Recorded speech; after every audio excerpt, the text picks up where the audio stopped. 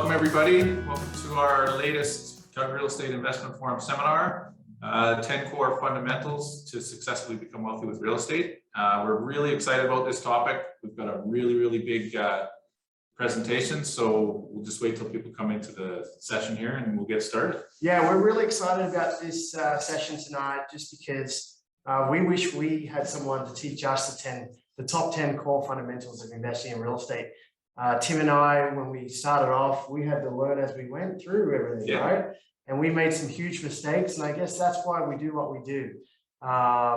Just a quick with formalities tonight, if you could keep your videos off, your cameras off, and please use the chat. We'll be happy to answer any questions. And if you're new to us, we'll let you know a little bit about us. We're just waiting for a few more people to join us here. We were actually out showing houses today, and we're so selective on what we find our clients and what we're looking out for our clients that we're actually waiting for properties to come on the market. As soon as they hit the market, we go see them and we analyze them to work out if it's the right fit. And the best thing about this seminar tonight, we're going to talk about, first of all, why you should be investing in real estate and how our clients invest in real estate as well. So, so you'll get to see what our clients are doing as well. Yeah. Set goals. Set goals. So you got to set goals, and we're firm believers that everybody should be investing in real estate. And for the number one reason, it is the easiest way to make money. We have to stress that. I mean, if you don't have a system, every one of our investors are following our system, which is awesome. But once you follow a system, it is an easy way to make money. And this magic thing happens in real estate.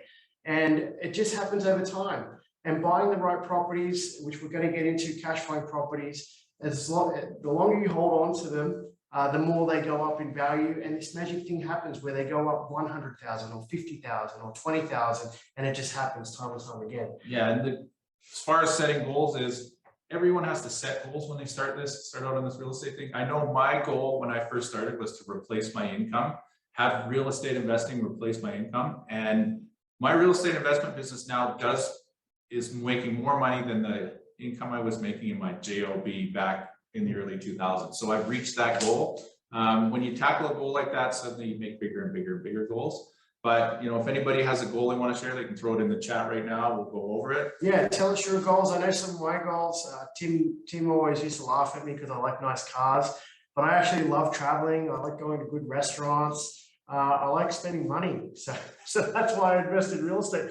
But let's keep it real for a second. You know what? 50% of success starts with just turning up. So you've done that, and let's face it, everyone here tonight is here to make money. So that's what we want to do. So you got to keep those goals realistic, right? And I know every investor we work with, we want to know their goals so we can work backwards and get them there. But it has to be realistic. Like, we get guys coming in wanting 10, 20 houses. It starts with one house and then building from there. And we like to be more realistic, right, Tim, when it comes to that. So yeah, what are some of your goals out there? If you want to put it in the chat, that would be awesome. Jennifer here says she wants to have her first multiplex by the end of the year. That's great. You've still got 6 months to do it. It's very reasonable possibility just to get one multiplex. If you'd said I need 10 by the end of the year, we might want to slow you down a bit, but that's a great goal to have. Good goal, Jennifer. Yeah, the number one goal I love out there, which is really keeping it simple, is just not being stressed about money. And we can see how real estate over the years, I'm telling you, we've been through 3 recessions, and our real estate, we were fortunate enough that we could sell off properties, or we could add value to them and flip them out. And real estate has got us through 3 recessions. So we could tell you it could definitely change your life. Just that alone, knowing you have a safety net behind you if something was to happen, like COVID, or if you don't save enough for retirement. And we've got clients that do it for all sorts of reasons. Buy a bigger home, send the kids to university or better schools, buy a nicer car. I said that. But yeah, I was just meeting with one of our clients, Bill. Him and his wife Audrey. They came to us later in life. They were in their 50s. They didn't start out and want to do this house hacking thing. They wanted to make $300,000 from real estate in what, 10 years? Yeah. So that was their goal, to make an extra $300,000 for their retirement. And what did we do? We went out and we bought them 2 suite of properties. They legalized them both. And so far, since we bought them, each house has gone up about $100,000. About 100. So they're well on their way creating 300,000, and it's only been about 4 years. Yeah. So it's definitely going to happen for them, and it's beautiful. It's awesome, and we wish this for everyone we meet. The other thing about setting goals is picking the right strategy. We get people that listen to podcasts or take American courses out there, and they want to go do vendor takebacks or flipping houses or lease options or rent to own. I mean, we teach all this stuff, and we have to be honest. Picking the right strategy is the most important. And one thing we could tell you about it, which we laugh about all these years, because we see people trying to do all these techniques, which is great, but you should have a parallel technique going on, and that is simply owning a house, getting a job, getting a mortgage, buying the property, putting tenants in it, and then repeating it. It's as simple as that. If you don't own anything and if you don't take action, you're never going to reach your goals. And we only want to work with people that want to reach their goals. Yeah. So Diana's goal here is to replace her 9-to-5 job. That's probably what 50% of real estate investors get into it for. You know, they have to get up in the morning, go to work for 8 hours a day, do some, you know, work for someone they don't want to work for, and it becomes a real grind. What they want is they want the freedom to work when they want and how they want. So that's what real estate investing can get you to. So we'll go through the next steps, the next fundamentals, and you know, hopefully you can pick up some tips here and there just to help your business along. Yeah, I mean, a lot of people who've read the book or who've been following us for years know that I was a chef before this. And when I got into investing in real estate, I was earning $10 an hour. So I didn't have a lot of money, I didn't have any credit, and went on to buying lots and lots of real estate. So is it possible? It definitely is possible. And we have to tell everyone out there, if you're thinking about it, please get in touch with us, because we've seen some crazy stuff with people, that all sorts of people. Yeah, so the second fundamental is surround yourself with like-minded people. When we first started out, we were all Azad and myself were both part of the same real estate investment group. It had about 200 members at that time, and this was about 2003, 2002. And everyone in that group just wanted to invest in real estate. You know, we all had different reasons for doing it, different goals for starting out. But whenever we went to a seminar, we knew that we could talk to people, we could, you know, shoot the breeze about, you know, this house or that house or this strategy or that strategy. And it was a safe place for real estate investors to talk about real estate. Yeah, and there's a saying out there, you're the average of the 5 closest people around you. And the funny thing is, I knew when I moved to this country, I really wanted to get good at snowboarding. And I was actually had a friend, Tyler McBain, he was sponsored by Burton Snowboards. And guess what? Hanging out with him made me a better snowboarder. So what we're telling you is that if you want to, and we wanted to create like a community, right, Tim, with what we're doing. We just didn't want to buy someone a house and then just let them go. We wanted to be around them and help them grow. And most of our young investors today are on their 3rd, 4th, 5th property, which is crazy, right? They came to us thinking, how am I going to do one? And now they're already at 3 or 4 properties. And one thing about being in a community is that I remember one time I was having Easter dinner with family, and one of my wife's aunts was talking to me over dinner saying, how many properties do you own? And I was actually embarrassed. I'm not that kind of guy to you know, tell people I own all these properties. I actually have friends that don't even know I do these seminars, and we have 4,500 people following us. So as Tim was saying, we want to be around like-minded people, help each other grow. And that is so important when you're getting into real estate investing. If you're trying to do it on your own, you're better off being around the same people that are doing it, so you can learn from each other and grow. Yeah, and more on those young investors that we have is whenever they reach a bump in the road or they have a hiccup with their rental property, they can feel free to call us, myself and Azad, or either other people that they've met in our seminars, and ask, you know, do you have a plumber that's reasonably priced? You know, what can I do or how do I do a credit check on this tenant? If they have questions like that, we have the answers. And if we don't have the answers, our investors have the answers. So that's one of the positives of being part of a group. Yeah, and not only that, we share the bad stories out there as well. We had John and Donna, who were working 2 years on wholesaling. They spent thousands of dollars trying to do a wholesale deal. They did their first one, and I think they lost money on their first deal. And then they met us, and we actually said, no, you should actually get into renovating homes, moving into them, and selling them tax-free after you moved in. Long story short, they get up and do a presentation for us so everyone can learn about wholesaling and you know how they yeah, they learn about the goods and the bads. They don't just learn that it's all sunshine and roses. If you look at this picture in the background, that was one of our seminars at our old office. We were looking forward to getting back to that in September until this Delta variant hit. So we're going to have to ask people to hold off a little bit longer. We won't be having in-person meetings probably until we get some sort of direction from Alberta Health. But we're going to continue with these virtual seminars.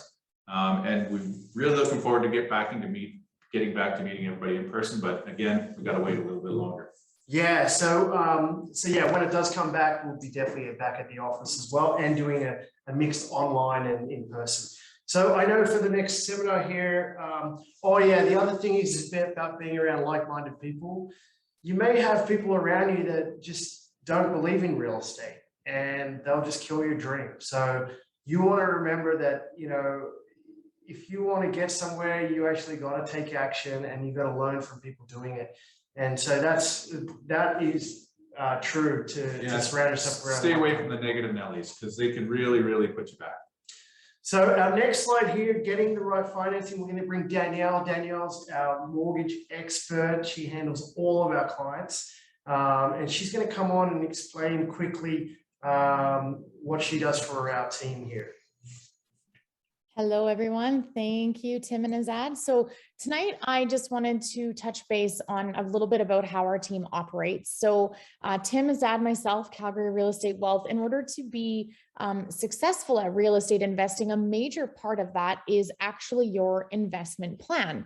Part of that investment plan involves the financing process. So we'd all love to get away from banks and financing, but we all know that to be successful in real estate, we do need to have financing in place, and we need to have the right type of financing in place to set yourself up for success. You know, when we're talking about financing and we're talking about investments, we're not talking about just one property. Any broker, any realtor can help you with one property. It's not rocket science per se, but we're talking about actual investment planning, setting yourself up for success, multiple properties, investing really. So you need the right realtors like Tim and Azad who understand what properties are worth, what's going to cash flow, what's a good investment, what's not.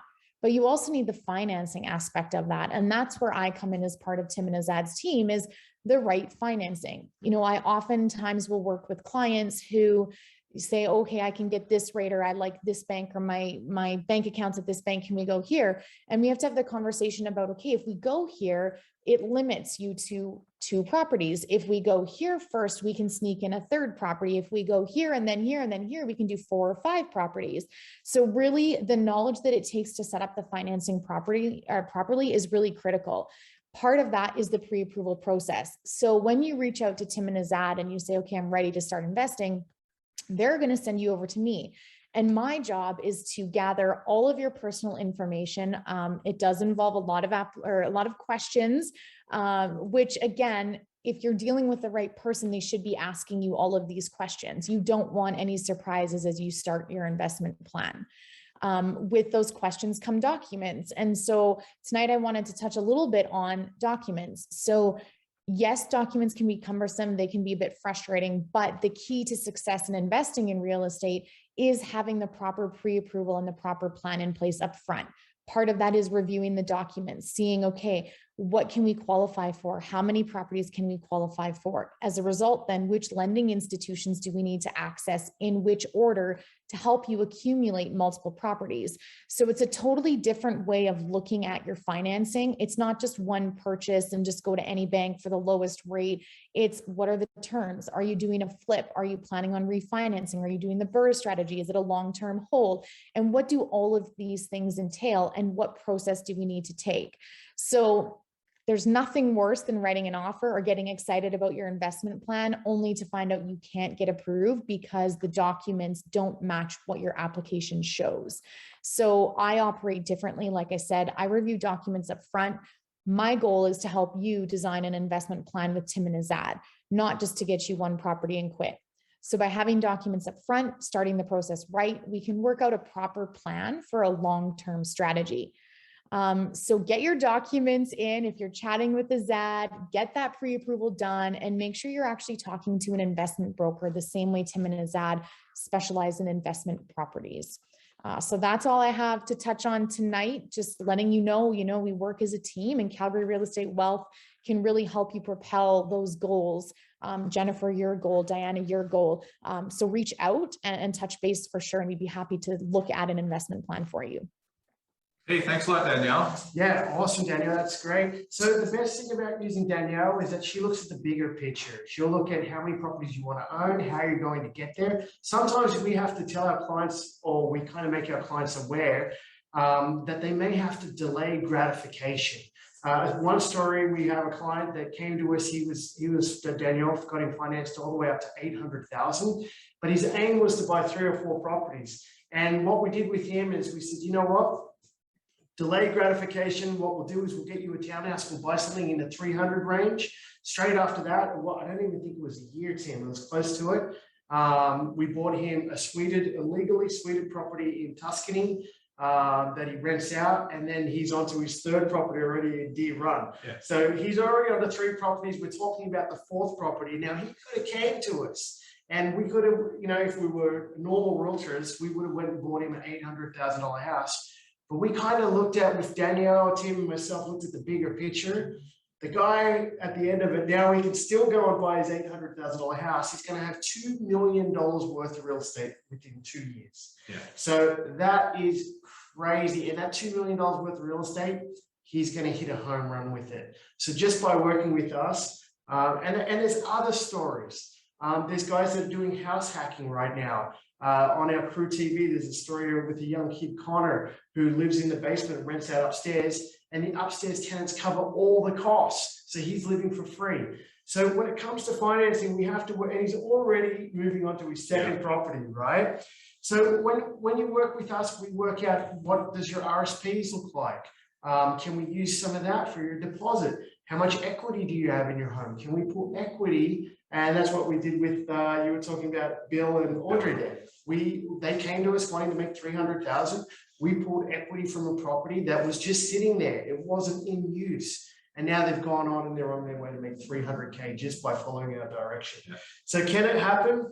And if you're watching this slide or looking at this little piece here and you're sitting there thinking, well, I currently don't have a job or I can't get a mortgage, well, then there's other avenues. We're not going to give up. We don't give up on anybody. There's other avenues. But if you can get a job, our advice is always go back to work for 3 months. So at least you qualify for another mortgage. And if not, we'd have to look at joint ventures or lease options or rent to own programs. But if you can, one bit of advice we'll give you, if you can qualify on your own, that is the best way to do it until you run into problems with getting another mortgage. Yeah, and we won't get into too much detail on joint ventures right now. We have a whole seminar on other people's money. But if you run out of financing, that's the other option you can go to. So stay tuned for that seminar coming up in the fall. And that's where you go when the banks can no longer give you money. Yeah, and one thing Danielle's very, very good at is mortgage plus improvements. We're doing that a lot with our clients, adding suites to basements. So we have 2 cents of rent coming in. And when we buy a property, we actually use the bank's money.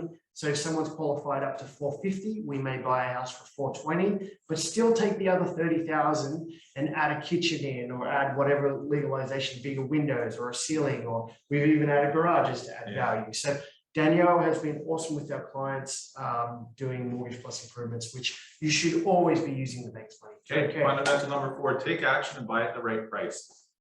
Taking action, we talked about this earlier, as Ed said, showing up is 50% of getting there.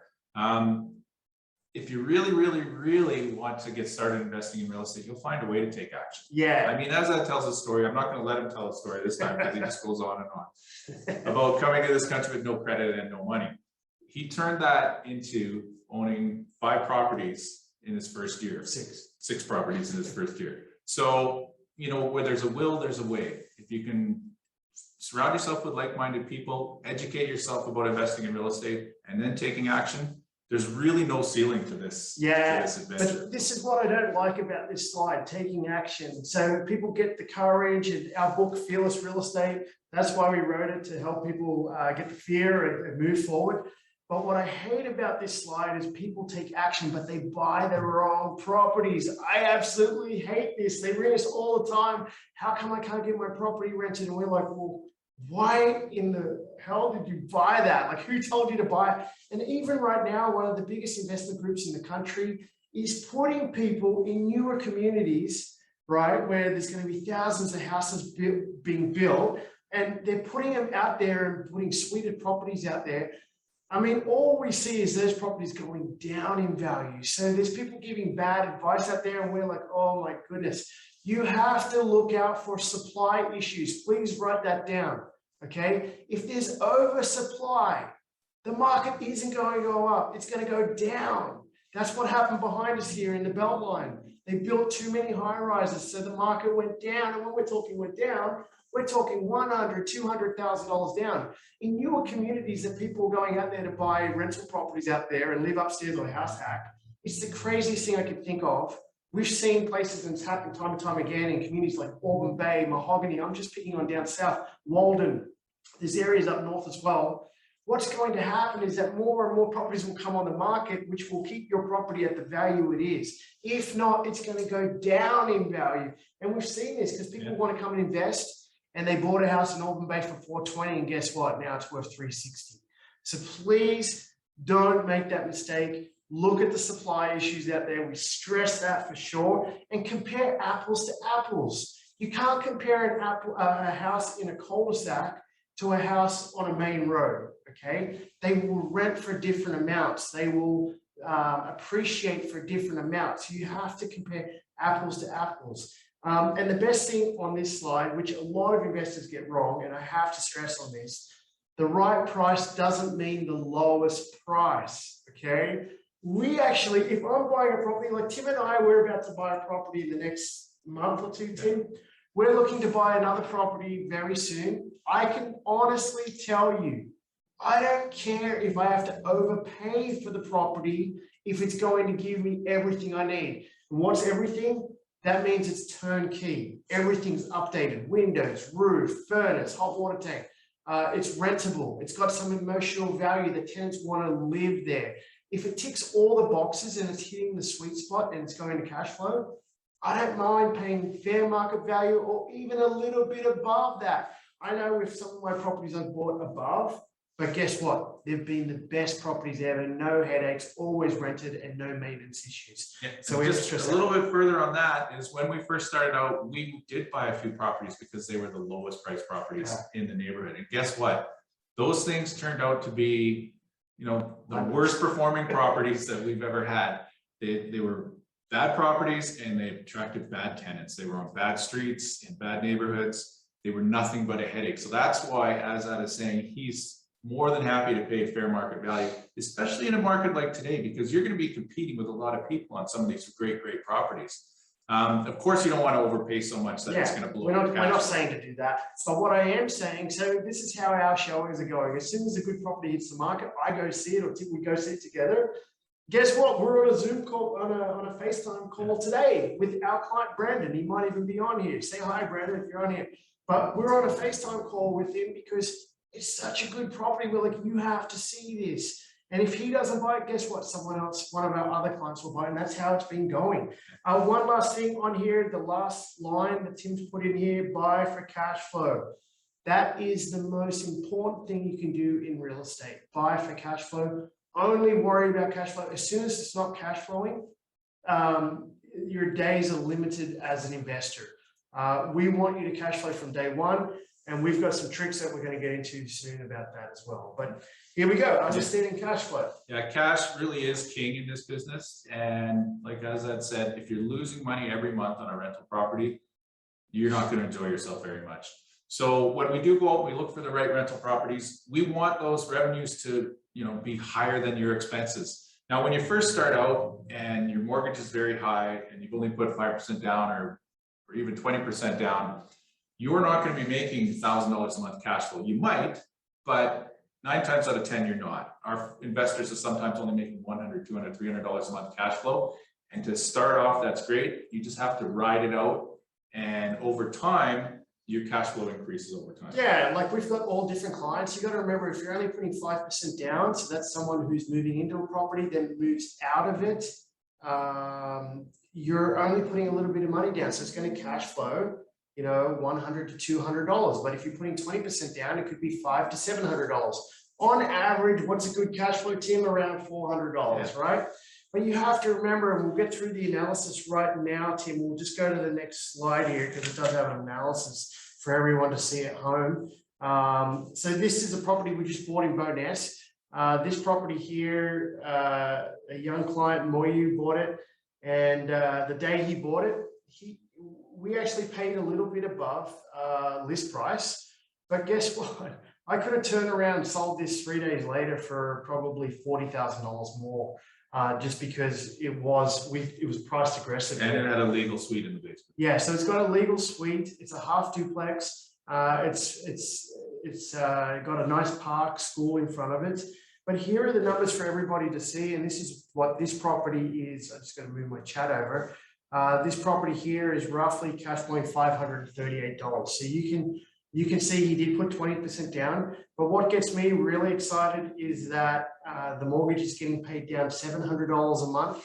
And then the appreciation, which is only set at 3.5%, you'd have to work it out in your city that you're in. But we can tell you there's a lot of good things going on in Bowness. We actually been studying it this year.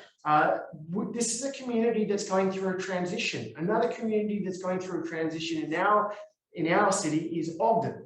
And we've been hitting those two communities just because the city is spending money on infrastructure. There's infills being built. There's new homes being built. In Ogden, there's a light rail system going through there. But Bowness is turning around finally. So in these areas that are questionable, the only thing you have to watch out for is selecting the right tenants in these areas. And once you've got the right tenants, I mean, the guy downstairs who rented out this property downstairs here, I was there. Part of our package is that we help our clients get it rented to good tenants. And so I was there. The guy was coming from another house in Bowness. And we find people in Bowness love Bowness. They just want to live there. And this guy is going to be what we call a lifer. Right? A tenant that's just going to be there forever. He was a handyman as well. So it was perfect for our client to take on this guy as a tenant. So they're running the numbers in here. We've got a little bit for maintenance and vacancy. When we're buying our properties, we're striving for 0 vacancy. How does that happen? We'll get into that a little bit later on, but we're trying to find the right properties that we know have enough appeal to be rented 100% of the time. Yeah, and I'll just talk a little bit about this 3.5% annual appreciation. We use that number because that's Calgary's 75-year average. If you want to use 1 or 2% or even 0% and have no appreciation in your analysis, that's fine. I was just watching a webinar from Toronto the other day, and the guys there are using 5% in their analysis. Wow. And they explained that even though they're using 5%, it's conservative for Toronto. Their average in the last 8 years is around 8 or 9% appreciation every single year. So, you know, we tend to go a little bit on the conservative, use 3.5%. You can use whatever number you want. But one thing we do know is properties are always going to appreciate, whether it's even only at the level of inflation, which these days is going crazy. So that's why we use 3.5%. You can use whatever number you want in your analysis. Yeah, and just quickly understanding cash flow, point number 5. We just want to stress to everybody, and we've got this in our book, Fearless Real Estate, this quote from a friend of ours actually: if you're not cash flowing, you're not trying. It's as simple as that. First of all, you have to have the right property. And for example, and I use Nico as an example all the time, Nico came to us wanting to invest. I think he owns 4 houses right now. But when he came to us, he lived in a condo. And his condo is in Sonalta, and it's below grade. So it's like a basement condo, right? And so a basement condo, and he was having trouble renting it out. We didn't buy this property for him, but when we went over there, we realized it was a ground level, if not below grade. And once you have a property like that, it's very dark down there.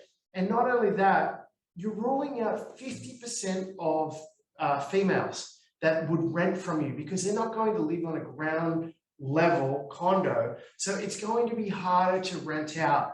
And once we explained that to Nico, he dropped the rents and got 2 guys in there and it's rented out. But that would be the first property he would sell. And getting back to, if you're not cash flowing, you're not trying, there's multiple ways to make money in this business. That's what I love about it. You could do a rent to own where someone comes in, pays you a deposit, and then pays you rent credits on top of the rent. So you can be making, we've got investors doing this as a living, just doing rent to own. You could Airbnb. I know with COVID, Airbnb went a little bit soft, but from what we're hearing, it's come right back, right? So Airbnb could be, and we have a full session on Airbnbs, how to set them up, where to get the furniture. We cover everything in that. And then the third thing, which we discovered just last month, because we were looking at student rentals, to rent a room these days to students is $700. So we know basement suites roughly rent for about $1,000. If you have enough time, I mean, Tim has 4 kids, I have 3 kids. We don't have time to do this. But looking back at it, I would rather not rent to one person in the basement and get $1,000. I'd get 2 roommates renting $700. That's $1,400 from the basement. So we just wanted to let you know that if you're not cash flowing, you're not trying. And rents this year in our city have gone up 14% already. And it's very, very easy to rent properties right now. And even when you are buying the right properties, you should never have a problem renting out the property. Never. Okay. Yeah, and the last point here, the end goal, living off your cash flow. We met a couple of our clients. We've talked about this couple before, Dwayne and Kathy, and they're a retired couple. They own a number of duplexes in the city, and they are living off their cash flow. Yeah, they have small pensions just that they're supplementing their income with as well, but they've owned these properties for over 25 years. And the funny thing about that is, a lot of their tenants have been in there for over 25 years. So when we go in to meet these tenants, sometimes like we had to sell one of their duplexes 2 months ago, 3 months ago, both sets of tenants had been there since Kathy had owned the place 25 years ago. Yeah. And it was kind of like a time warp, but you know, the property was paid off and the rent that she was making was part of her income. So it is possible. It's a long-term game though. You're not going to do it in your first year. Yeah, they make enough cash. They've got enough cash flow coming in to qualify for more mortgages. That's how much cash flow is coming in. So it is possible. It's a long game though. It's not overnight. We want to stress this for sure. I know other investment groups out there sell it as a get-rich-quick scheme or whatever program. It's not about that. It's one property at a time, getting the right property, sticking with it, being patient. And cash flowing along the way. Okay, point number 6 here. This is especially people working with us. If you're not here in Calgary and you can't work with us, you have to take this point into consideration for sure. We've got a couple guys in the background there. Oh gosh. Okay. We get that time to time. Okay, so avoid money pit properties, turnkey unless mortgage plus improvements. So mortgage plus improvements is exactly what Danielle does for our clients, where we buy a property knowing that there might be issues coming up, like the windows might be older or the furnace might be original, or we may need to do some updating to make it more appealing.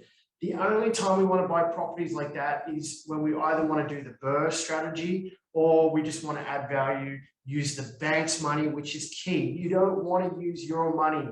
Your money is there to buy the next properties, okay? So you want to be able to, if you are doing upgrades, use the bank's money, or you want to find properties that have these upgrades in them, okay? And the key ones that we just talked about, the furnace, the roof, the hot water tank, the windows, and then if there's upgrades like flooring, or kitchen cabinets are updated or appliances, that's just a bonus as well, okay? Looking at location, that is very important. You want to actually pick properties that are in the right location. They're not next to low-income housing, or they don't have a high-rise behind them, or they're not facing the school parking lot, okay, where every morning and afternoon there's 15 school buses out the front. you want to actually pick the right home so you can just sit on them, right?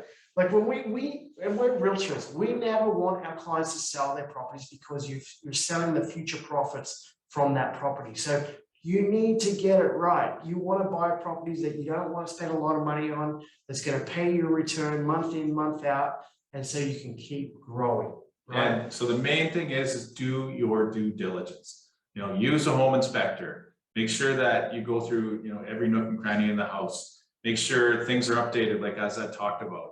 Your due diligence will set you up for success. If you just buy a house because of its curb appeal or because it's pretty looking, and you don't look into those issues, like, if you've got to look into moisture in the basement or mold in the attic, if you haven't seen those things, you haven't inspected for them, you're just setting yourself up for trouble. Do your due diligence and you'll set that house up for success and cash flow in the long run. Yeah, and while we're on this point, we need to tell you there is no perfect property, okay? Every property, something comes up in the home inspection, and then you've got to weigh it up, right? Yeah.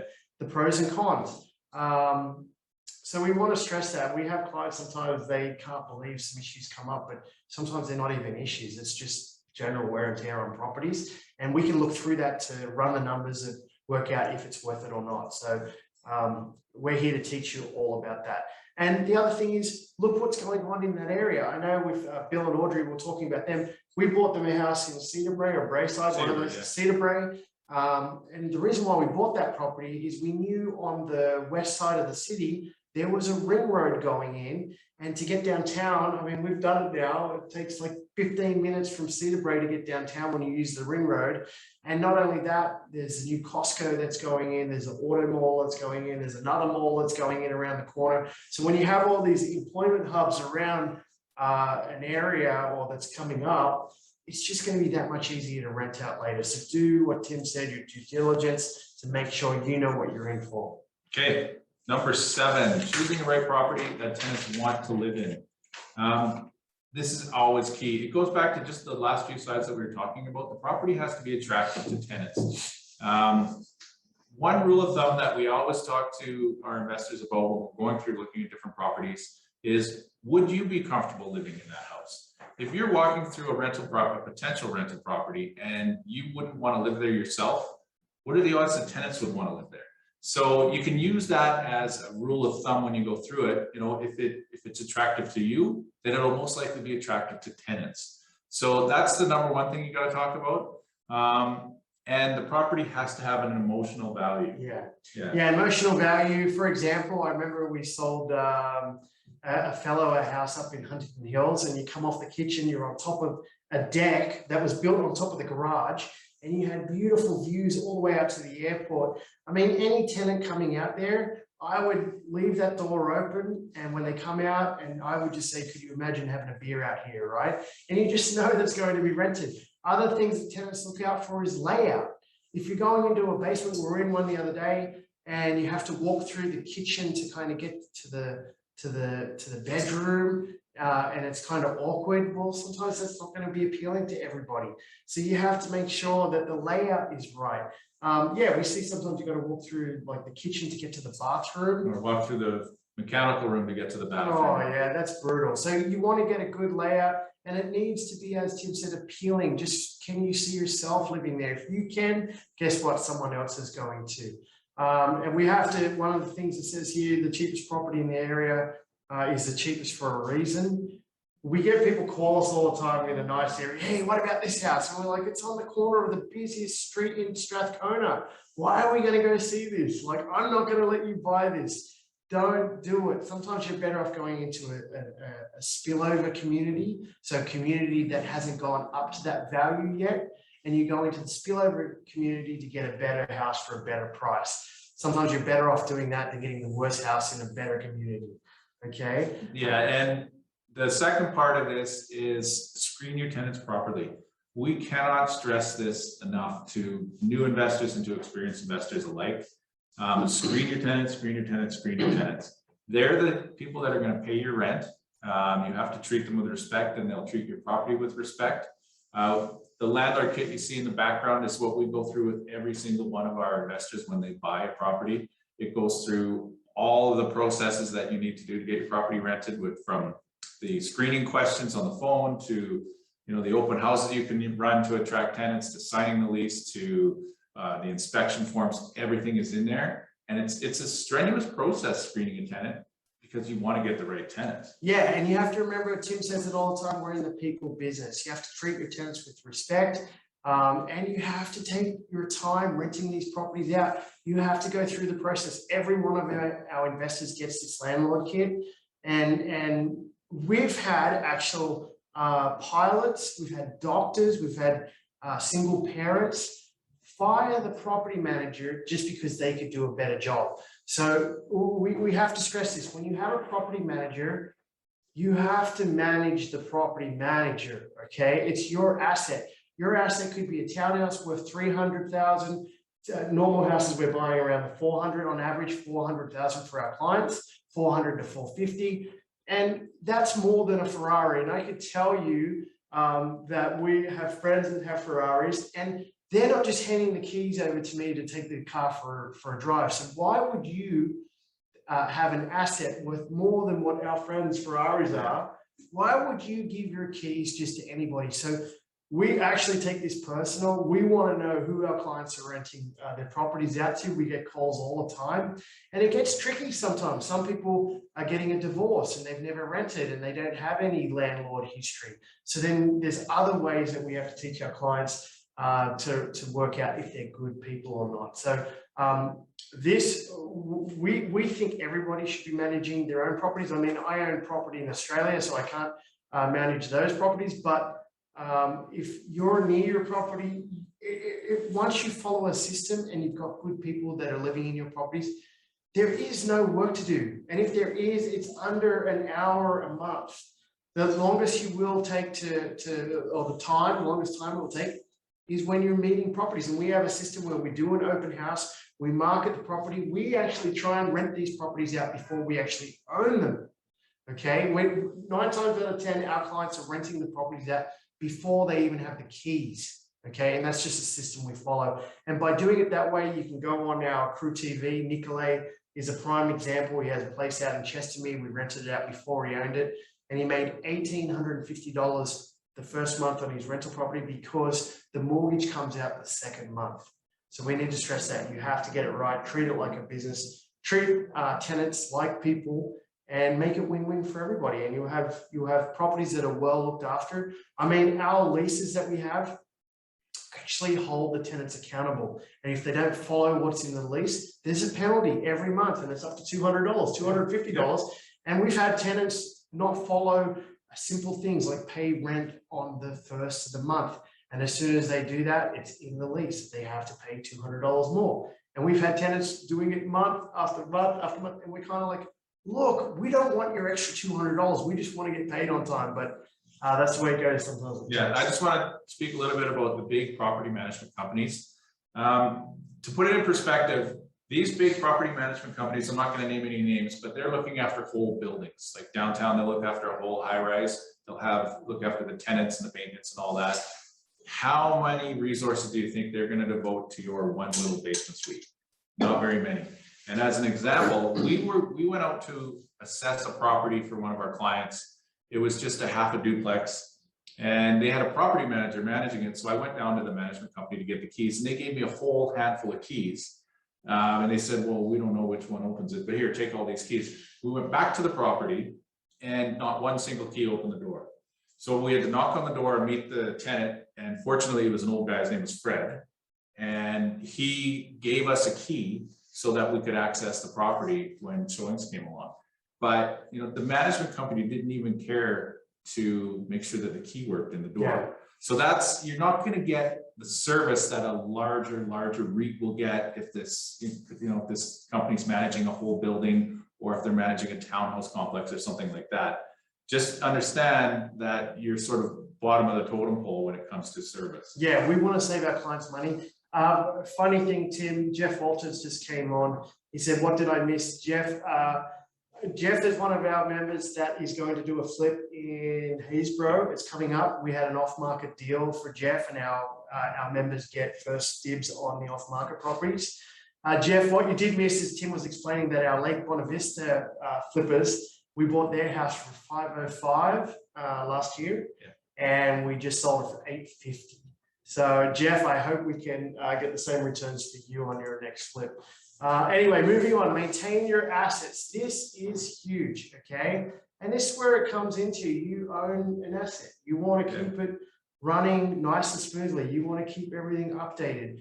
The perfect line in our book, Fearless Real Estate, one line in there says, rundown properties make for rundown tenants. So, or attract rundown tenants. So, and it's true, if you have a property that the carpet's old or the stains on the wall or holes in the wall, or you know what, you've got an asset there. And we say in our cash flowing analysis that you should be keeping 3 months of rent minimum in the bank account, right? And you should be holding on to that cash flow. And we have to stress this about cash flow. I know other investment groups will tell you that, you know, it's going to quit your job. It takes time. And in the early days, you want to keep that cash flow. So if anything pops up, you have the cash right there for that property. So at least 3 months. And you want to go through the property to see what's going on. Use checklists. I know our investors, we have a seasonal checklist, and we lead with safety. And this should be your priority. We tell our landlords when they go through our training that the smoke detectors should be working, and the furnace filters should be changed. And we've seen tenants have a vacuum sit there like for years, right? And not use it. Or every tenant that you have, you will give them that 3-pack of furnace filters in the fall and say, okay, you know, every 2 months, change this filter out. You can go back 2 years later and that 3-pack of furnace filters hasn't been cracked open. So you have to stay on top of the maintenance. All the little things, if you tackle all the little things that come up, and make sure your tenants are letting you know when little things come up. It's built into our leases that our tenants are responsible to inform you if something goes wrong. So if you know, water line is dripping, you want to, you know, get that drip fixed before you have to replace the whole tap. So tackling the little maintenance issues, you know, it helps you or keeps you from tackling giant maintenance issues that might happen down the road. Yeah, and it goes like you have to go into the property to work out, okay, are the tenants looking after things? Are they putting that furnace filter in the furnace, right? So if they're doing that, like I've had tenants that go and buy their own furnace filters and put it in, or go buy their own batteries and put, you know, new batteries in the smoke alarms. So, but if you explain to the tenants that you want to lead with safety first and make sure that everything's okay. I mean, at the same time, you can look at your asset to make sure everything's okay as well. And I can tell you, if you own a property, I know whenever I'm driving around Calgary, if I've got a few extra minutes and I'm near one of my properties, I'll actually veer off and drive and just drive by it just to make sure the lawn is cut or the snow's been shoveled, or, you know, the roof is fine or the eaves troughs are down, right? Especially when it's raining. Just so everything looks like it should be. Yeah, and the second part of this slide is financial maintenance. So stay on top of all the revenues and expenses as well. If you see that, you know, your repair expenses are going up and up and up and up, you've got to put a stop to that. So you got to fix the issue before it becomes a major issue, and make sure that you're maintaining your cash flow. And also keep your eyes on the mortgage market. Danielle touched on this a little bit, but if you see, you know, right now rates are at a historic low, but if you bought your house and put a mortgage on it 5 years ago and it's coming up for renewal, make sure that you look and you see what rates are and you see what you can bring your payment down to, right? Staying on top of that, you know, as a real estate investor, you're not just looking at, you know, where the market is, how the, you know, which neighborhoods are the best ones to get. You're also looking at the mortgage market. So you have to stay on top of these things. And it's no more than just scanning the headlines or doing a Google search on bank rates, things like that. Staying on top of it, you'll know where you are financially with that property and can you improve it? Right? Yeah, no, for sure. Treat it like a business. We always say that. So number 9, release equity and grow your portfolio. So this is the way Tim and I went on to buy all of the properties we bought. As we said earlier on in the webinar that this magic thing happens in real estate. We don't know when it's going to happen. We can tell you in our city, in Calgary, it's looking really good the next 3 to 5 years. We're expecting house prices on every property in our city going up $100,000. We can definitely say that with confidence because we've been through 3 recessions. We've bought over 1,000 rental properties, and we've just seen where things are trending. We're in the know. So one thing about releasing equity, so the property goes up. The beautiful thing about real estate, there's 3 rates of return. You have the cash flow, you have the mortgage getting paid down, and you have the property value going up as well. Over time, you can refinance that money, pull it out, and buy more assets. We strongly recommend that you treat yourself. I know in the early days, I would go lease a brand new BMW or something, take some money, go on a holiday.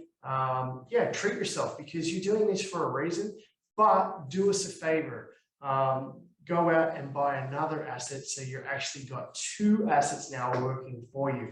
And what does that look like? Even if the market doesn't go up, currently on a $400,000 property, mortgages are getting paid down close to $1,000 a month. So if you simply just take this advice and go buy another property, you have 2 properties now getting paid down $1,000 each. That's $2,000 a month for you later on to either reinvest or use for your retirement or use for whatever you want.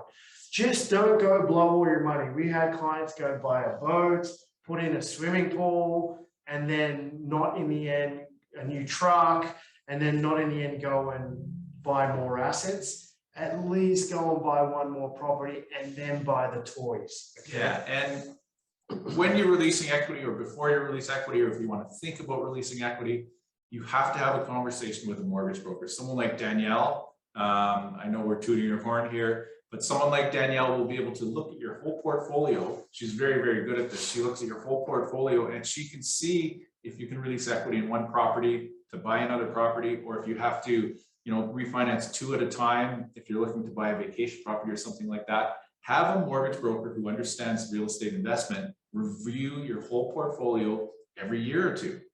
You need to know where you are and where the current mortgage trends are. And because the mortgage rules change constantly, and Revenue Canada changes things constantly when it comes to real estate investment, you have to stay on top of it. But that doesn't mean you learning how to follow the mortgage market and learn all the tax laws. That means using the professionals that do that for a living. Danielle's more than happy to help people just have a quick look at their portfolio and tell them where they should go. So make sure you're using the professionals out there so that you can move your portfolio forward. Yeah, and I mean, I got some properties that I just sit and they're just sitting there and they're being paid off, and I won't refinance those ones. I've got other properties that I know I'm going to refinance. I've got other properties that I know I'm going to flip out when the market, when I can get X amount of dollars, those properties are gone, and then I'm going to go get other properties on top of that. So you need to have some different strategies. I don't want to bombard you with all of this, but at the end of the day, you want to keep growing. You want to kind of, if you can, delay gratification. But at the end of the day, what are you doing this for? I know for Tim and I, we refinanced our portfolios and bought our family homes, right? So you can use the equity to get ahead later on. And that's huge, right? Yeah, we'll get to the next slide. I know there's something went too far. There's something funny in the chat there. John's going to leave the meeting, but he wants to know what number 10 is. So if someone can get him number 10, we can get him that as well. Number 10 is structure your business the right way. Yeah, so this is key. And a lot of people come to us and they say, do we need to incorporate? Should we have a corporation? No, you shouldn't have a corporation. When you form a corporation, I think the accounting fees and setup fees is about $2,000 a year running, right? I know my accounting fees are way more than that. So if you're not making over $2,000 in cash flow, and I know other investment groups tell you to go get incorporated, that is a bunch of garbage. Okay, there might be some insurance and legality reasons that may help you a little bit there, Tim, which makes sense, but financially, you don't really, you can still write off everything under your own if you're buying it personally. So there is, the advantages are very slight there. Yeah, and this is when you're first starting out. And another thing that other investments groups talk about a lot is go out, incorporate yourself and buy these properties through your corporation. Well, we're here to tell you right now that you can't do that in Canada. You can, but you're personally guaranteeing everything. So it's just like you're qualifying for the mortgage with your personal income anyways, right? You're just adding that extra layer of administration, which costs, like as I said, $2,000 to $3,000 a year. The lawyer fee and the administration fee, or sorry, and the insurance lawyer fee and the accountant's fee. will be that much every year. So don't go out and incorporate if you're just buying your first rental property. Now, there are situations down the road where it becomes very, very advantageous to incorporate yourself and roll your properties into the Yeah, so once the cash flow is coming in, I mean, Tim and I have done it. We put our clients through, we roll all the properties into a corporation at that stage. And the fun thing about that, you can even apply for credit, you can get a credit card, run all your expenses through that credit card, that bank account. So the accounting is all there. And the accounting, some people call it the fourth rate of return. Yeah. We don't get into it. We actually have we bring our accountant in to show everybody exactly what you can write off and what you can't write off. But it does get exciting. I mean, our cars are leased through our company. And you know what, when you can start to do stuff like that, it does get very, very exciting. Yeah, and rolling the properties into a corporation later on, we actually do it properly. We bring in the experts where you could actually tack on your kids as shareholders. So when you do pass on, they go to the kids. They're already part of the corporation. And one last thing in structure your business the right way, if you're starting off and you're young, you should be looking at life insurance. It's cheap. Your portfolio should be paying for your life insurance. And it's like the game of Monopoly. If something happens to you and you have the right insurance in place, well, then you leave everything free and clear for whoever your loved ones. So we actually want to structure that properly for all our investors so they understand that they're doing this for a reason and they can pass on a legacy to their family. And that's really important. And I wish I had something like that. Right? Yeah, and one more thing about accountants. A lot of people ask us if they should hire an accountant to do their year end if they own one rental property or two rental properties. Depending on what accountant you know and how much they charge, it's going to cost you more than your entire cash flow. So the simplest thing to do is, if you own, when you're first starting out, this is for the newbies out there, is when you buy that rental property, is do the accounting and the taxes yourself. The accounting basically is you're registering the expenses and the revenues on that one property. So your mortgage, taxes, insurance, and any repairs, there's your expenses. Your revenue is your rent coming in. So you're getting 12 checks a year, that's your revenue. It's very, very simple. And if you go on CRA's site, and they have a guide that actually walks you through what you can claim when you own a rental property. And it's very, very straightforward. Most of the tax guides are very complicated, but when it comes to rental properties, CRA's site is actually very informative and very helpful in dealing with rental properties. I had to look at it last tax time because I wanted to make sure I was getting the right write-offs. And it's very simple to use now. They've come a long, long way since we started out 20 years ago. So that's it for our seminar today. Thank you very much for coming. If you want to, take a look at the book or the ebook, or get into some of what the course involves, take a look at our website, calgaryrealestatewealth.com. Other than that, if you want to book a meeting one-on-one with us, just reach out via email at Azad's email address or mine, or even phone or text us, and we can sit down with you to discuss, how your real estate investment business is going to go. Yeah, I know we didn't get to a couple of questions. Feel free to text me or send me an email. I'll definitely answer those questions. There was just a lot of questions there and we had a lot to go through. I think we went over on time. We look forward. We hope you can join us with our program, and we'll be back on in 2 weeks with another topic. We look forward to seeing you guys there. Nice seeing a lot of familiar faces in the chat there. We look forward to seeing you. Yeah, Thanks, we'll guys. see you all in 2 weeks. Thank you. Take care.